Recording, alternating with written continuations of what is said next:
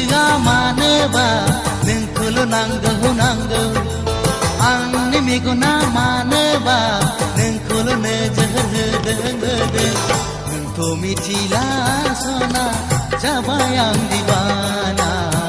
नोंथ' मिथिला सना जाबाय आं दिवाना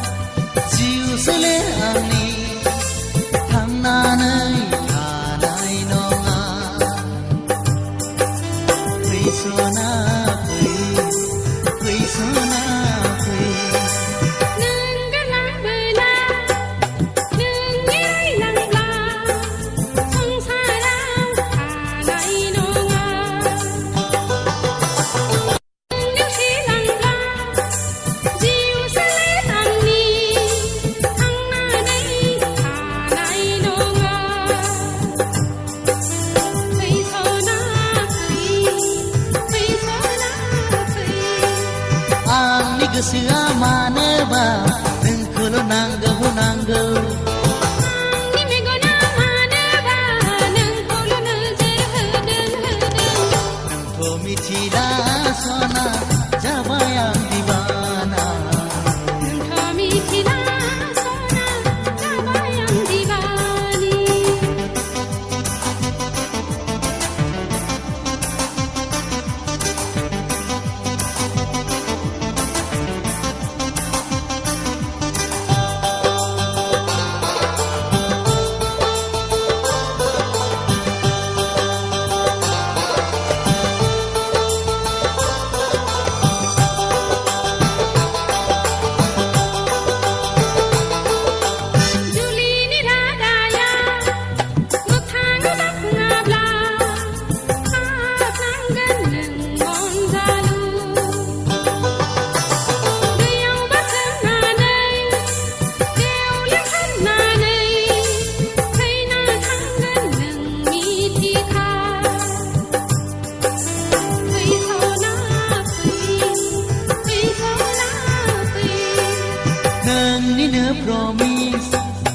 गसाइना समाय लाबाय आं दाना नोंनि सिगाङाव नोंजों नङाब्ला सनानि देराखौ लुनाय नङा आं सना फै सना फै सना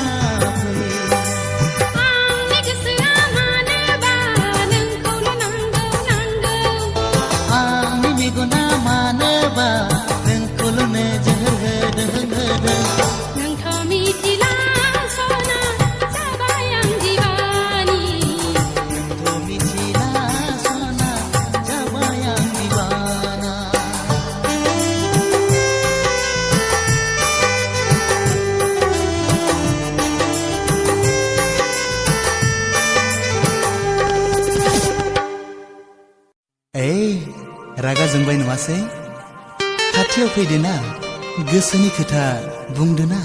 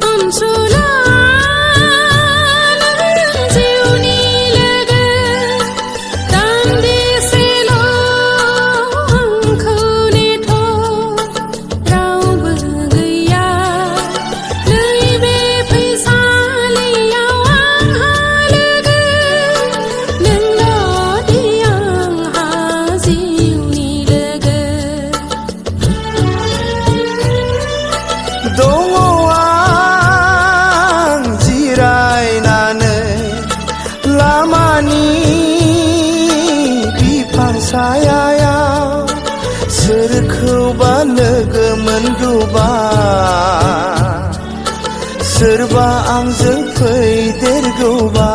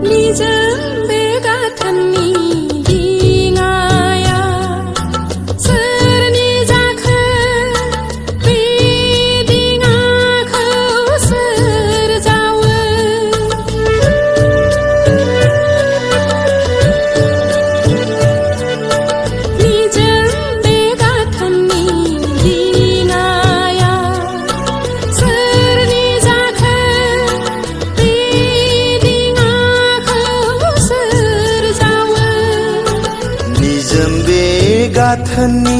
दिङाया आंनि दिङा आंनो जावो सुबुंखौ बारहोनो आंनो जावो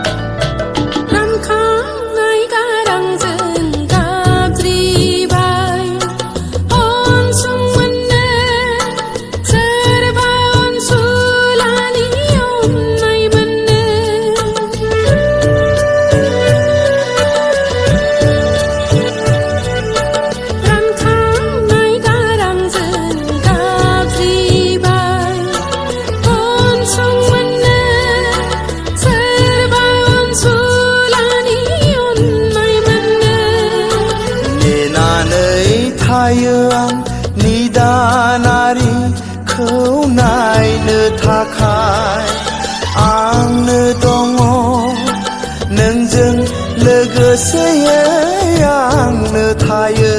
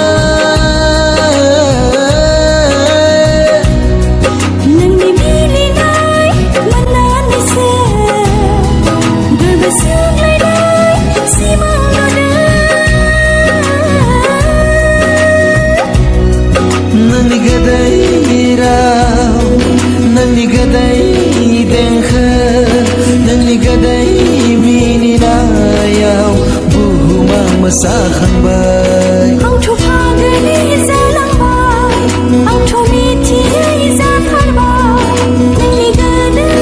अननाया नोंनि दुंब्रुद बिलिरनाया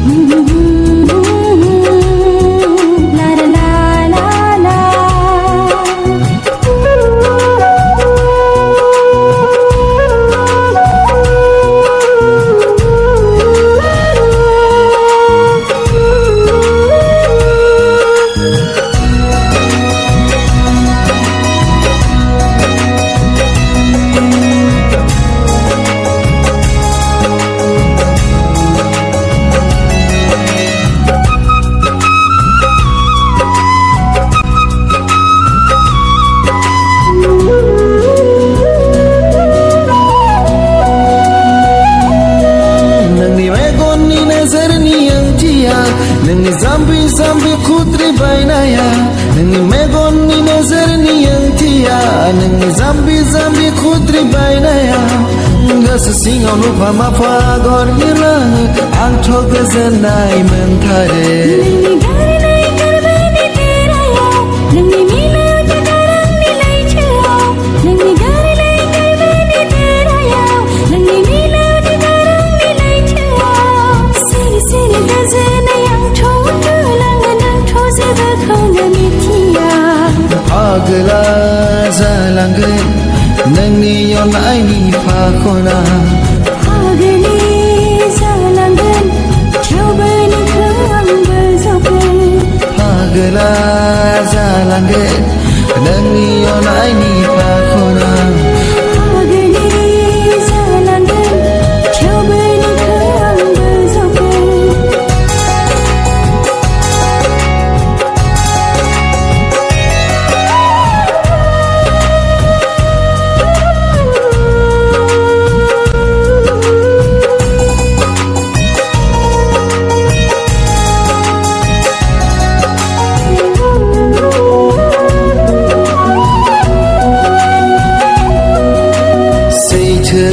नोंनि मेगननि नोजोरनि ओंथिया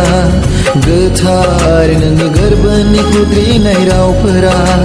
सैथो नोंनि मेगननि नोजोरनि ओंथिया गोथार नोंनि गोरबोनि खुद्रिनाय रावफोरा जिरि जिरि बोहैनाय दैसा नोंनि आंनि गोथार समायखिरा जिरि जिरि बोहैनाय दैसा नोंनि आंनि गोथार समायखिरा नोंनि अननाय मोननानैसो गोदै गोदै राव ओंखारदों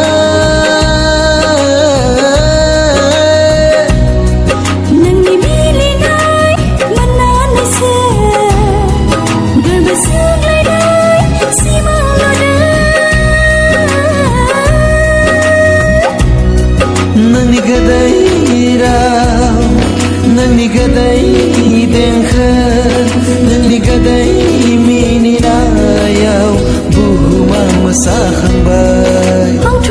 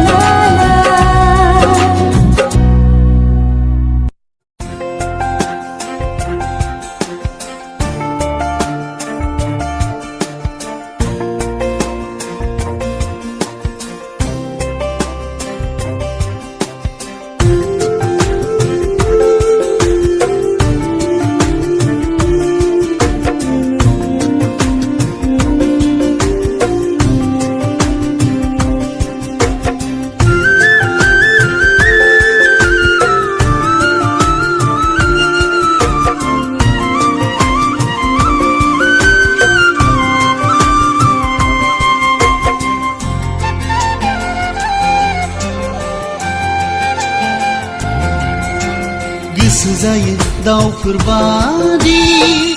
उदाङै बिरलाङो नोंखौ लानानै सिमां रायजोआव थुला बायदि गुफुर जोमैनि गेजेराव सानैजों थाखोमालायनाय सना सानैजों गेलेनो गोसो जायो दाउफोर बादि उदाङै बिरलाङो नोंखौ लानानै सिमां रायजोआव थुला बायदि गुफुर जोमैनि गेजेराव सानैजों थाखोमालायनाय सना सानैजों गेलेनो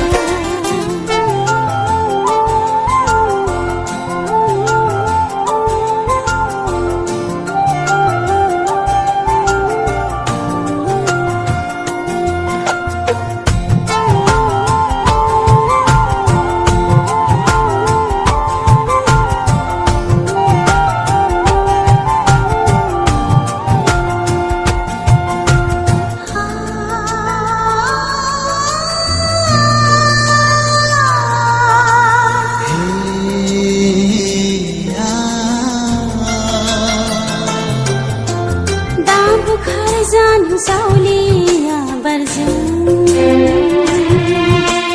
बोहैलांनो दासान्दैनि दाहारजों दा बावगारलांनो आंनि अननायखौ नोंनि गोसो मन्दिराव फुजियारि जाना थागोन नोंनि गोसो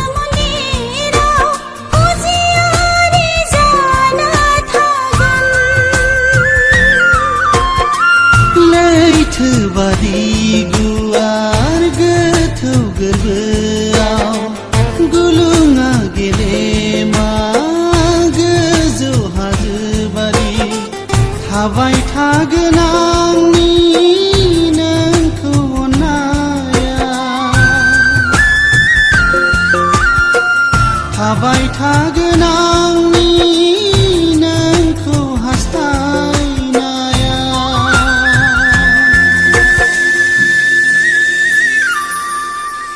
गरे गरे सपधा गरे गरे सपधा धामा पाधा नि धामानि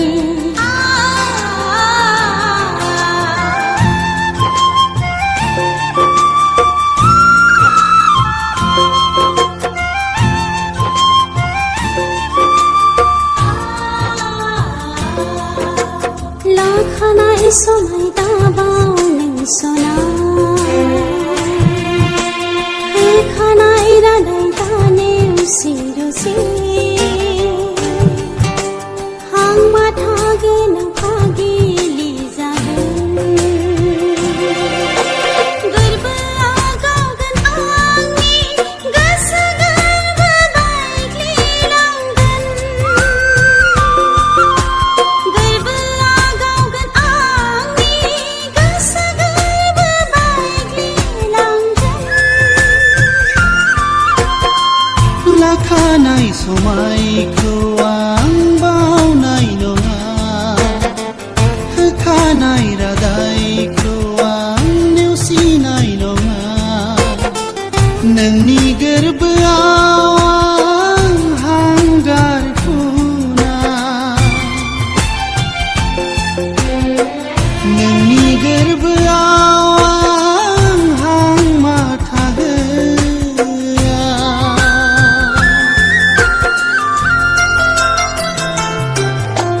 गोसो जायो दाउफोर बादि उदाङै बिरलाङो नोंखौ लानानै सिमां रायजोआव थुला बायदि गुफुर जोमैनि गेजेराव सानैजों थाखोमालायनाय सना सानैजों गेलेनो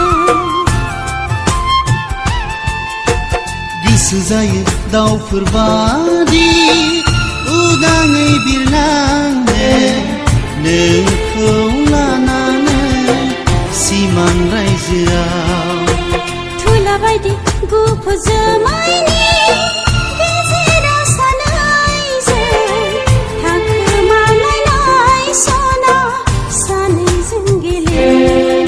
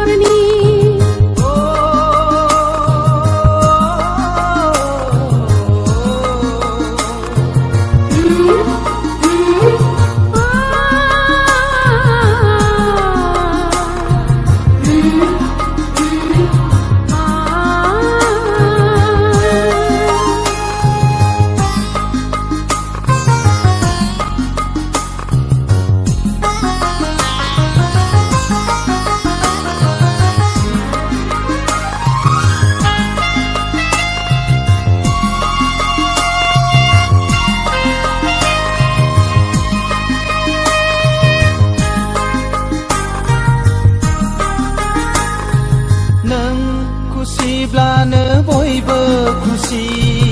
आय होनब्लासो नखराव सोरां फैयो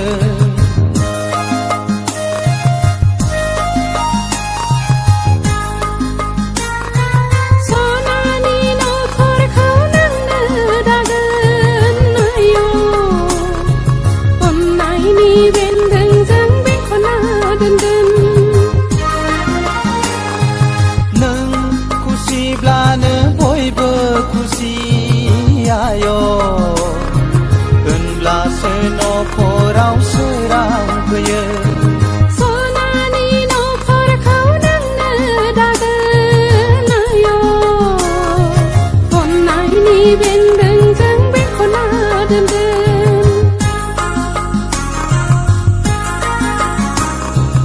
अनसुलि नों आंनि आंगोनि अननायखौ होयो नों गोरबोनि जिउनि मोदाय आंनि आंगोनि अनसुला नों जोंनि नखरनि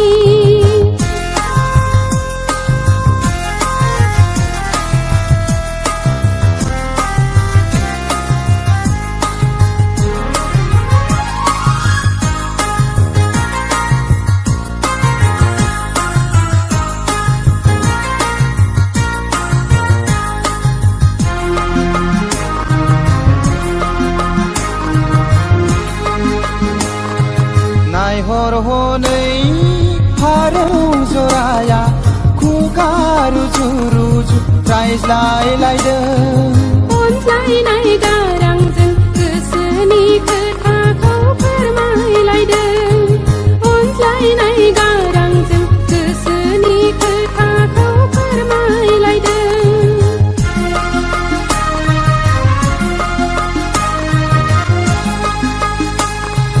नायहर हनै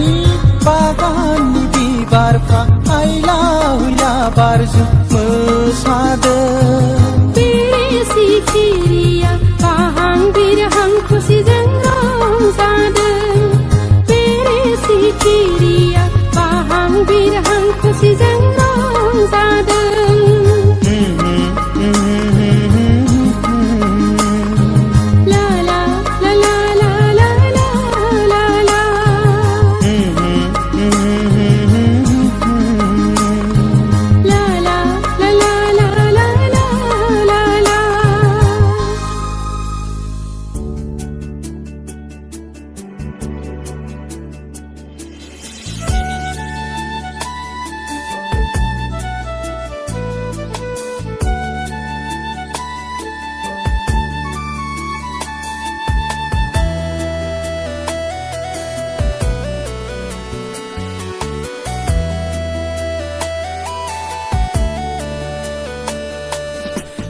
अखोरांनि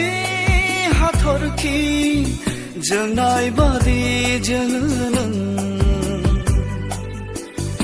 आंनि मेगनाव दैमुनि दैनि जोरा बोहैनाय बादि बोहैयो नों आंनि गोरबोआव रुजुनो हाया बारसे बिबारजों रुजुनो हाया सना रुफाजों रुजुनो हाया बारसे बिबारजों रुजुनो हाया सना रुफाजों गोरबोआ रुजुयो गोजों हिराजों गोरबोआ रुजुयो गोजों हिराजों अखोरांनि हाथरखि जोंनाय बादि जोङो नों आंनि मेगनाव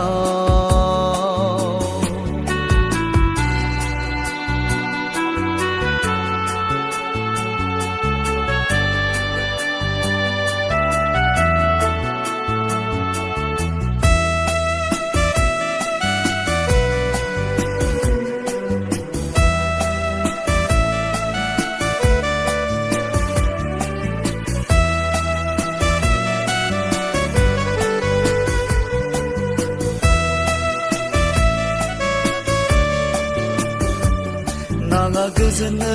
बिबार बारि सोमखोर मिथिंगानि हायनारि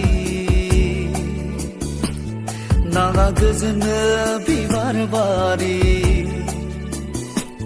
सोमखोर मिथिंगानि हायनारि गोसोआ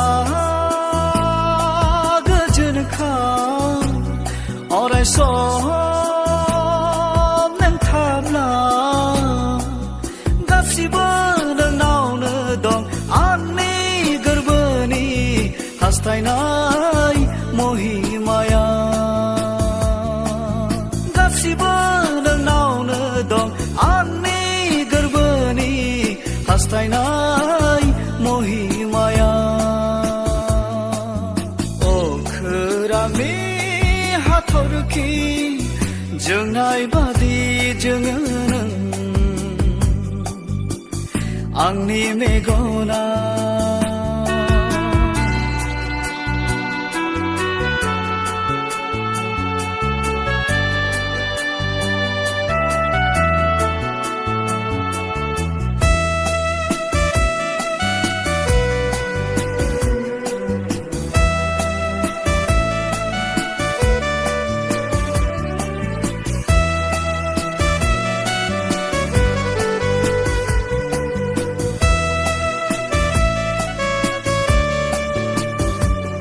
आंनि आरजिनाय लामायाव नों गोसो गोरबोखौ दुंहोयो नों आंनि हान्थिनाय लामायाव नों सैथो थुलुंगानि गिरि नों मिनिनाया नोंनि माहिरा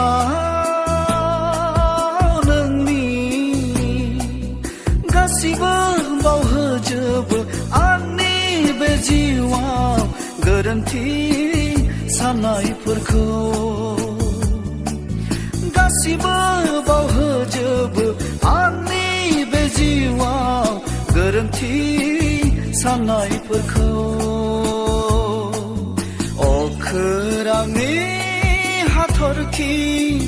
जोंनाय बादि जोङो नों आंनि मेगनाव दैमुनि दैनि जोरा